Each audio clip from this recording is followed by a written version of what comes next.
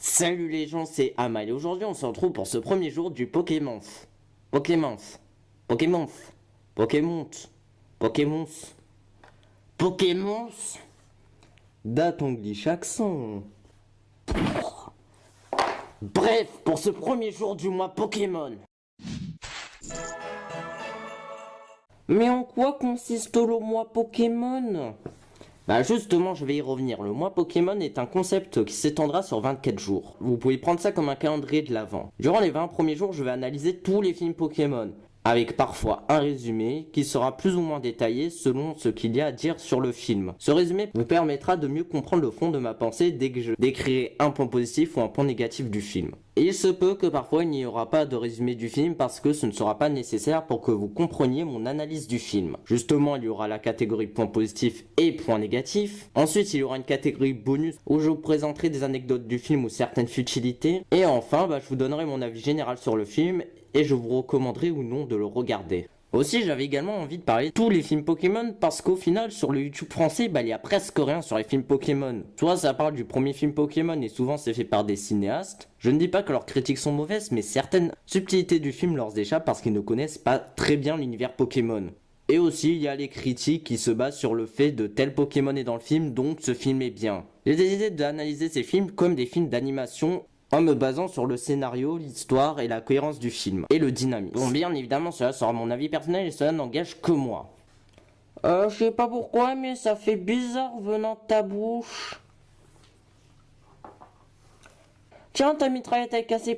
Mais si t'es si susceptible et que t'es même pas capable d'avoir ton propre avis sur un film, j'y peux rien. Et t'auras qu'à déverser toute ta haine en commentaire, je t'attends. Bref, commençons ce premier jour du mois Pokémon avec le film Mewtwo contre-attaque.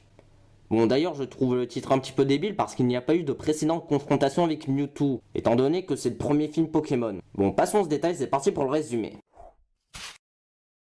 On pourrait résumer ce film avec ça.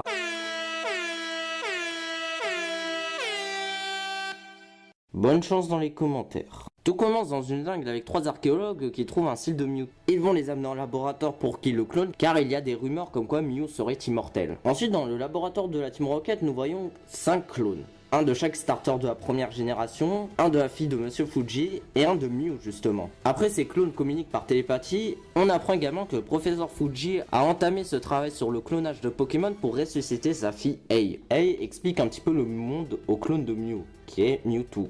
Mais cependant, les clones n'arrivent pas à survivre, sauf Mewtwo. C'est ensuite avec cela que Mewtwo s'endort durant quelques années. Et c'est quelques années plus tard que Mewtwo se déchaîne parce qu'il n'accepte pas l'idée d'être un clone. Ensuite, Giovanni arrive à l'apprivoiser, mais cependant Giovanni le traite de simple clone, et c'est ainsi que Mewtwo entra dans une colère noire, et il se barre dans une île déserte, où il compte y créer un monde meilleur. Changement de point de vue sur le Pokégroup, qui reçoivent une invitation pour affronter le meilleur dresseur, sur l'île Neuve. Après une rude tempête, le Pokégroup arrive à atteindre l'île Neuve avec quelques dresseurs. C'est en arrivant sur l'île que les protagonistes découvrent qu'en réalité le meilleur dresseur c'est Mewtwo. Mewtwo décide donc d'affronter les protagonistes en envoyant ses clones des starters 1G contre les réels. Et les clones prennent l'avantage sur les vrais Pokémon. Et après cela, Mewtwo décide de capturer tous les Pokémon des protagonistes se présentant sur l'île à cause de Pokéballs noirs.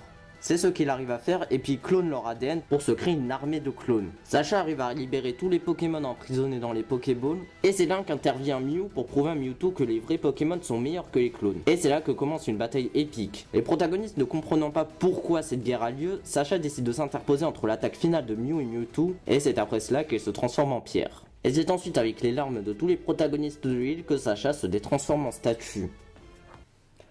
T'es sûr que détransformer ça se dit? Oh tiens, lance-bombe. Merde. Et c'est avec cela que Mewtwo comprend ses erreurs et qu'au final, que les clones sont égaux au réel. Et Mewtwo prend conscience de cela également. Pour finir, Mewtwo s'isole dans une île avec tous ses clones pour vivre en paix. Et c'est sur ce que se conclut ce premier film. Donc alors ce film je le trouve très bon et ce film là prouve que les films Pokémon ne sont pas de bêtes produits dérivés qui n'ont que pour but d'attirer les gamins fans de Pokémon. Ils arrivent à être très intelligents dans leur écriture. Bon, cependant, ce n'est pas le meilleur film de tous les temps comme c'est décrit par certains, mais son succès n'est pas démérité. Bon, le gros point positif du film, c'est le message qu'il laisse passer, qui est tout simplement très intelligent, et qui prouve qu'on peut faire des films pour enfants sans les prendre pour des attardés mentaux. Ça tourne autour de la recherche d'identité de Mewtwo et du fait que nous soyons tous pareils et égaux, et que cependant nous n'avons pas besoin de nous faire la guerre. Et en plus cela est très bien représenté lorsque Sacha s'interpose entre Mew et Mewtwo lors de leur attaque finale, et qu'au final on se rend compte des erreurs de la guerre que quand il y a de grosses victimes. Et cela est une belle représentation de ce qu'il y a à peu près actuellement.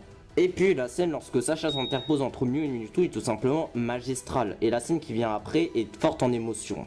Ce film est également surprenant sur le fait où le scénario se base sur un bout de brindille, mais cependant le film arrive à être palpitant et agréable à suivre. Mais au risque d'en froisser certains, ce film n'est pas sans défaut. Et ce n'est pas le meilleur film Pokémon de tous les temps. Tu vas te faire des ennemis.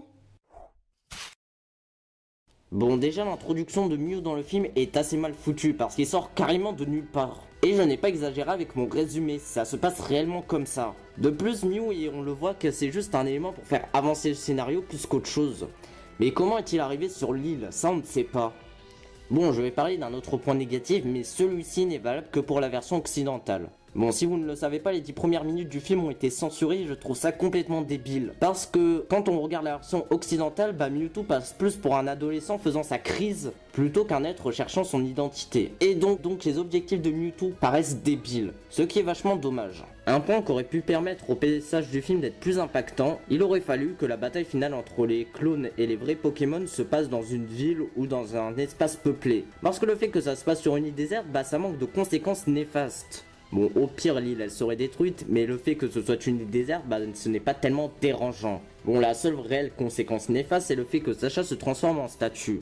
Bon, après, le fait qu'il redevienne normal, ça rend le tout un petit peu moins gravissime.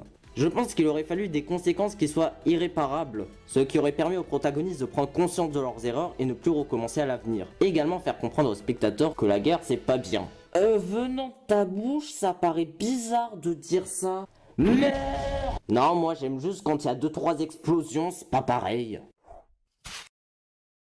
Bon, pour cette première catégorie bonus, je n'ai rien trouvé de très inédit. Vous connaissez sûrement toutes les anecdotes que je vais citer. Bon, déjà, je ne vais pas parler de toutes les erreurs de traduction, telles que le fait que Nidoqueen soit de type O selon le film, et que sa blaireau s'appelle Lamentine. Bon, je vais pas revenir en détail dans la censure, je vais en parler dans une autre vidéo. Bon, il y a beaucoup de différences entre la version japonaise et la version occidentale. Notamment lors de la bataille finale, il y a une OST qui n'apparaît pas dans la version japonaise, qui est Brother My Brother. Bon, en soi, l'OST n'est pas mauvaise, mais l'américanisation du film m'énerve un petit peu. C'est la fin de ce premier jour du mois Pokémon. N'hésitez pas à écrire en commentaire votre avis sur le film. Donc sur ce, je vous dis à demain.